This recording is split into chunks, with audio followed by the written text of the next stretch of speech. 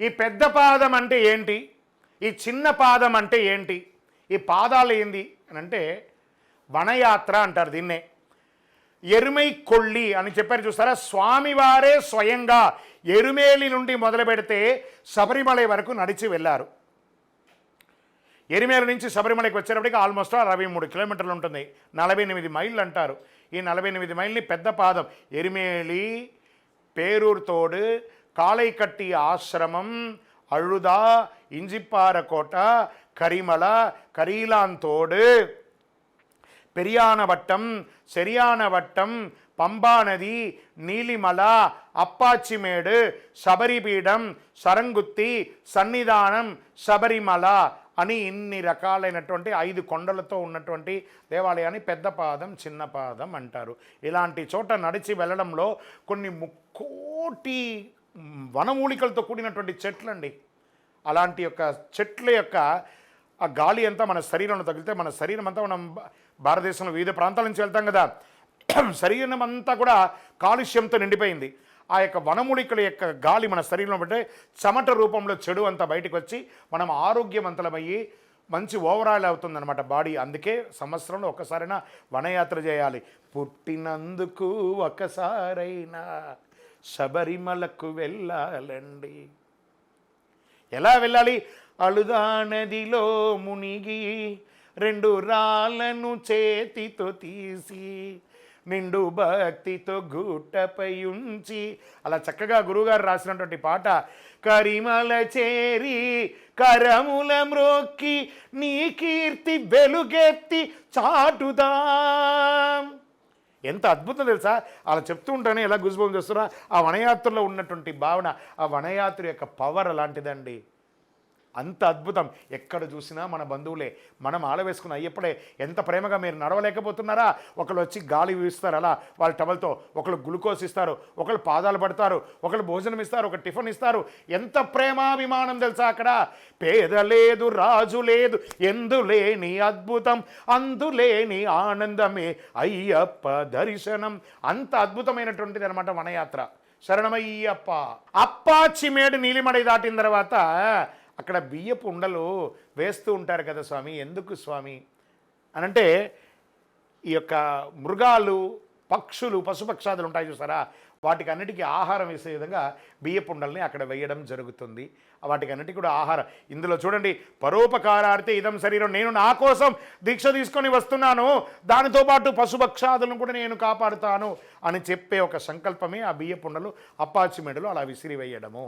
శరణమయ్యప్ప. అయ్యప్ప స్వామి వారి దీక్షలో బ్రహ్మచర్యానికి ఉన్నటువంటి గొప్పతనం ఏమి అంటే ఎంత అద్భుతం తెలుసా. బ్రహ్మచర్య దీక్ష ఉండడం గొప్పతనం కాదు.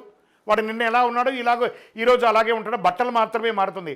కానీ ఒక గృహస్థాశ్రమంలో ఉన్నవాడు కట్టుకున్న భార్యను సైతం మాతా మాళిగేపురతం అని చెప్పుకుంటూ తనకు తానే ఒక సెల్ఫ్ డిసిప్లిన్ ఉండి బ్రహ్మచర్య దీక్ష తీసుకునేది బ్రహ్మచర్య దీక్ష. ఈ బ్రహ్మచర్య దీక్ష తీసుకున్న వాళ్ళందరూ కూడా మహామహా యోగులు ఉన్నారు. మనకు వివేకానందులు చూసాం, అలా ఎంతోమంది శంకరులను చూసాం. బ్రహ్మచర్య దీక్షతో ఏ పూజ చేసినా 1,00,000 రెట్లు తిరిగి అనుగ్రహంగా వస్తుంది. కాబట్టి బ్రహ్మచర్య దీక్షలో అంత పవర్ ఉంటుంది. శరణమయ్యప్ప. ఏమండి, అయ్యప్ప స్వామి వారి పూజలో విష్ణుమూర్తి ఏమో మోహిని అవతారంలో కదా, మరి వెంకటేశ్వర స్వామి పటంగాను ఇంకో చోట ఉన్నాడు. ఆయన ఎందులో చూసినా అణువణువులో ఆయనే ఉన్నారు. కాబట్టి ఎక్కడ చూసినా ఎందందు వెతికినా అందందే కలడు అని హరి అన్నాడు చూసారా. ఏ రూపంలో అయినా ఆయన ఉంటారు కాబట్టి ఏ రూపంలో అయినా పెట్టి ఆయన్ని పూజించవచ్చు, తప్పు లేదు. కానీ పూజిస్తున్నారు కదా, ఆనందపడతారు. శరణమయ్యప్ప. గురుగారు, మేము ఈ యొక్క అయ్యప్ప దీక్షతో పాటు శివదీక్ష, గణపతి దీక్ష, అమ్మవారి దీక్ష ఇవన్నీ ధరించవచ్చా అంటే, నేను 10th చదువుకుంటే ఇంటర్మీడియట్ ఎగ్జామ్ రాయొచ్చా, డిగ్రీ రాయొచ్చా అంటే ఆన్సర్ ఏ దీక్షకు ఆ దీక్షే. శరణమయ్యప్ప. గురుగారు, మేము యాత్రలో వెళ్ళేటప్పుడు ఈ యొక్క అయ్యప్ప దీక్ష తీసుకుంటాం కదా, మరి వేరే దేవాలయాలకు కొన్ని వెళ్ళొచ్చు అంటే అదొక తీర్థయాత్ర. మీరు వెళ్ళేది అన్ని దర్శనాలు చేసుకోండి కాకపోతే. శరణమయ్యప్ప. గురుగారు, మేము దీక్ష తీసుకొని శబరిమలకి వెళ్తున్నాము. మా ఇంట్లో ఒక సన్నిధానం పీఠం పెట్టాం కదా, దానికి కదల్చొచ్చా వెళ్ళేటప్పుడు? కొంతమంది కదులుస్తారు, కొంతమంది వెళ్ళి వచ్చిన తర్వాత కొబ్బరికాయ కొట్టి పూజ చేసి కదుపుతారు, తప్పు లేదు. దానివల్ల దోషం అంటూ ఏమీ లేదు. శరణమయ్యప్ప. ఏమండి, భార్య భర్తలు కలిపి దీక్షలో ఉండగా వ్రతాలు చేసుకోవచ్చా? సత్యనారాయణ వ్రతం కానీ కేదారి వ్రతం కానీ అంటే ఇక్కడ బాగా గుర్తుపెట్టుకోండి. సన్యాస దీక్ష తీసుకోవట్లేదు, మీరు బ్రహ్మచర్య దీక్ష తీసుకుంటున్నారు. కట్టుకున్న భార్య అనుమతి ఇస్తేనే మీరు అయ్యప్ప స్వామి దీక్ష తీసుకుంటున్నారు. అయ్యప్ప పడి పూజ అయినా మీరిద్దరు దంపతులు కూర్చొని పూజ చేయాలి. మీరు పూజ చేసినంత మాత్రం పక్కన కూర్చొని మాత్రం మీ కరెంట్ టైం షాక్ కొట్టదు. మీరే కదా సంకల్పం తీసుకున్నారు దీక్ష తీసుకుంటారని. అన్ని పూజలు చేయాల్సిందే, ఖచ్చితంగా చేయాల్సిందే.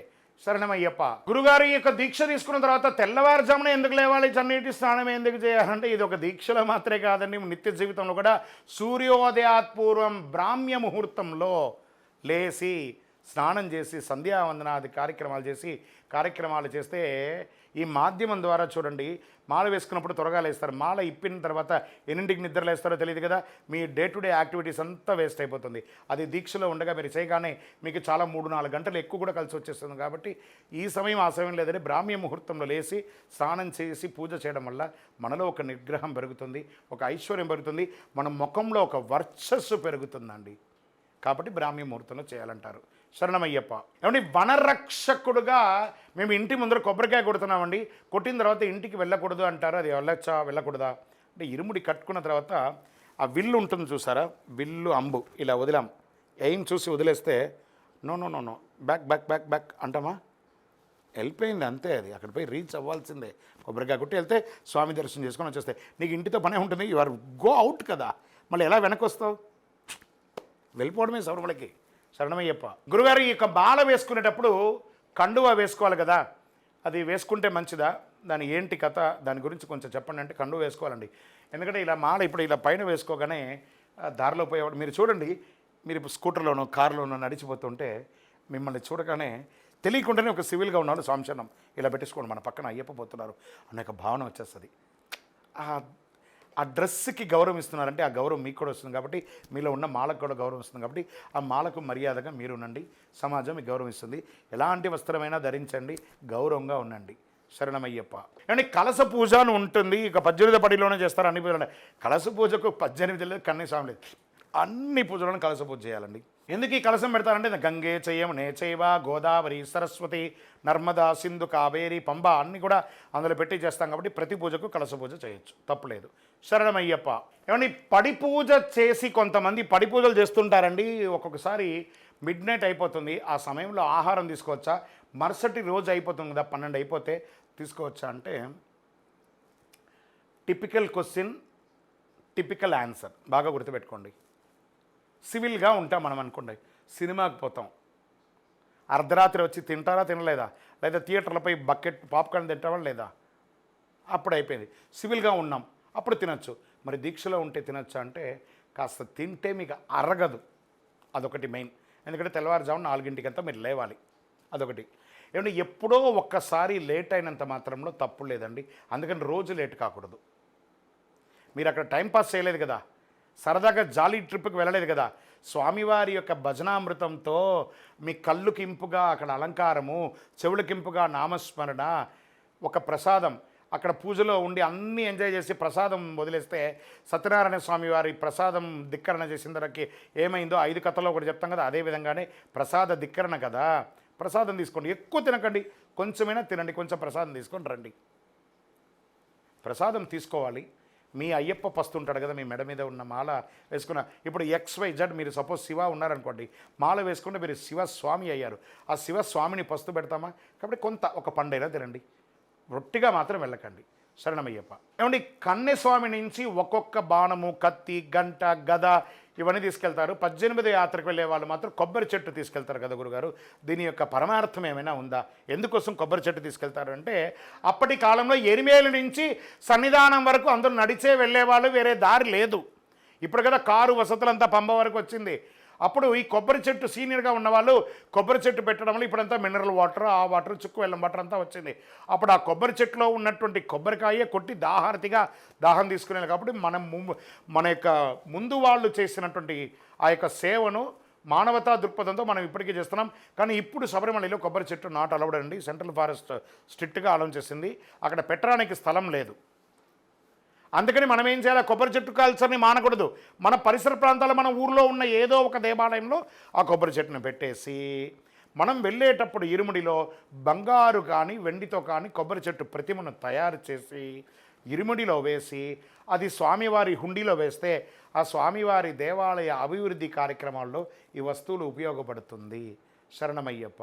అళుదా నదిలో వనయాత్రకు వెళ్ళేటప్పుడు 2 రాళ్ళు తీస్తారంటారు కదా గురుగారు, దాని యొక్క ప్రాముఖ్యత ఎందుకు వచ్చింది, ఆ నదికి ఆ పేరు ఎలా వచ్చింది? అళుదా నదిలో మునిగి 2 రాళ్ళను చేతితో తీసి నిండు భక్తితో గుట్టపై ఉంచి. ఈ మణికంఠుడికి మగిషికి ఘోరమైనటువంటి యుద్ధం జరుగుతుందట. ఈ మగిషికి ఒక వరం ఉంది, తన శరీరంలో నుంచి ఒక డ్రాప్ బ్లడ్ కింద పడిందంటే 1,00,000 మగిషులు మళ్ళీ పుట్టాలి అని. ఆ వృత్తాంతం స్వామికి తెలుసు కాబట్టి ఒక చుక్క కూడా నెత్తురు కూడా రాకుండా బొక్కలు ఎముకలంతా విరిగిపోయేటట్టుగా మెలికలు తిప్పి కింద కొట్టి పైన కొట్టి ఆ మగిషిని సంహరిస్తుంటే ఆ నొప్పి తట్టుకోలేకుండా మగిషి అഴുదాళ్ అంటే ఏడ్చింది. ఆ మగిషి యొక్క కన్నీటి బొట్టే అళుదా నది. అలా నది పుట్టింది. మరి 2 రాళ్ళు ఎందుకు తీసుకెళ్తున్నాం?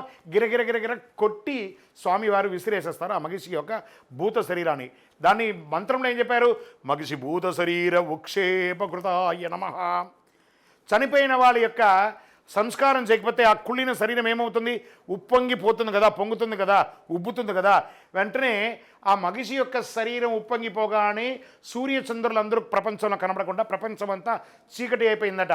వెంటనే దేవతలందరూ స్వామివారిని మొరబెడుతున్నారు, స్వామి ఇదేంటి స్వామి, రాక్షసి చనిపోయిన తర్వాత కూడా మాకు ఇబ్బంది ఏంటి?